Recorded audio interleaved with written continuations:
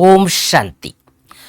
आज 18 अगस्त 2026 परमपिता परमात्मा शिव बाबा जो हम सबका परम शिक्षक है, बाबा के आज के ईश्वरीय महावाक्य, उसमें से मुख्य बिंदु बाबा कहते हैं, मुझे याद करो तो तुम्हारे विकर्म विनाश हो जाएंगे, हिसाब किताब चुकतू हो जाएंगे।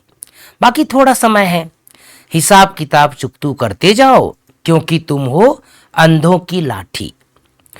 तुम भी याद करो, दूसरों को भी रास्ता बताओ। बाबा हमें होमवर्क दे रहे हैं भाई बहनों, तुम भी याद करो और दूसरों को भी रास्ता बताओ।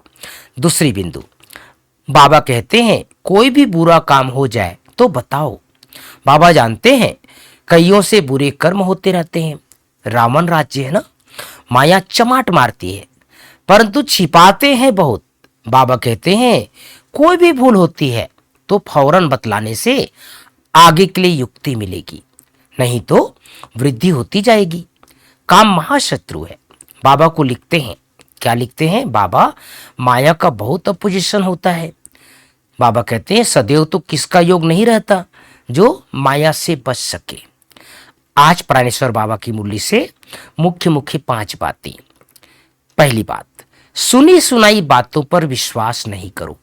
अगर कोई उल्टी सुल्टी बातें सुनाए तो क्या करना है? एक कान से सुन, दूसरे से निकाल दो। दूसरी बात, प्रश्न है, जो बच्चे ज्ञान की खुशी में रहते हैं उनकी निशानी क्या होगी?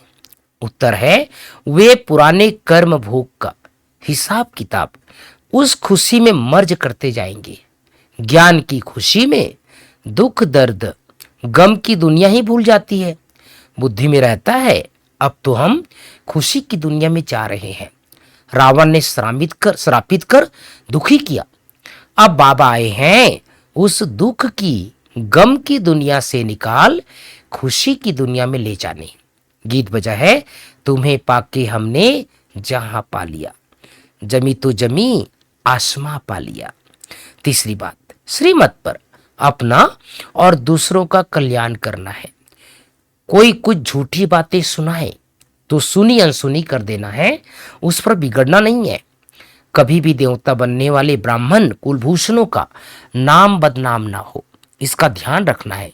कोई उल्टा कर्म कभी नहीं करना है, पिछले हिसाब किताब चुकतू करने हैं। चौथी बात, वरदान, नशे और निशाने की स्मृति से सर्व कर्म इंद्रियों को आर्डर प्रमाण चलाने वाले ताज व तख्त नशीन भाव।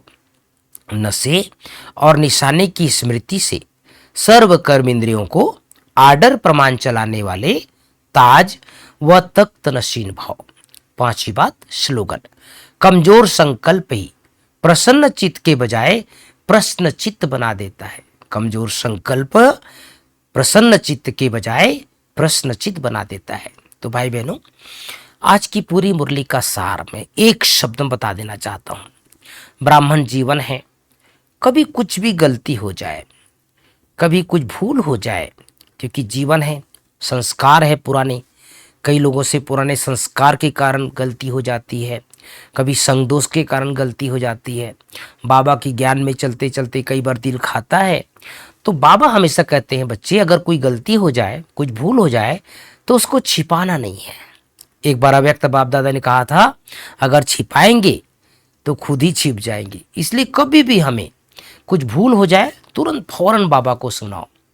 अब बाबा साकार में थे तो साकार बाबा को सुनाया करते थे, लेकिन अभी क्या करना है? अगर आप सुना सकते हो, हिम्मत है, तो अपने निमित्त आत्मा जो हमारी दीदियां हैं, जो हमारे निमित्त इंचार्ज है, जो हमारे सेवा केंद्र के हमारे हित के लिए बाबा ने रखा है, गुरु भाई जिसको बाबा कहते हैं, उसको प्यार से सुना दो। और नहीं तो फिर दूसरा युक्ति ये है, अपनी कोई भी गलती बाबा के सामने, जहां आपका घर में बाबा का फोटो हो, ट्रांसलाइट हो, वहां लिख करके रख दो कुछ भी, और उसको फिर दूसरे दिन फाड़ के फेंक दो।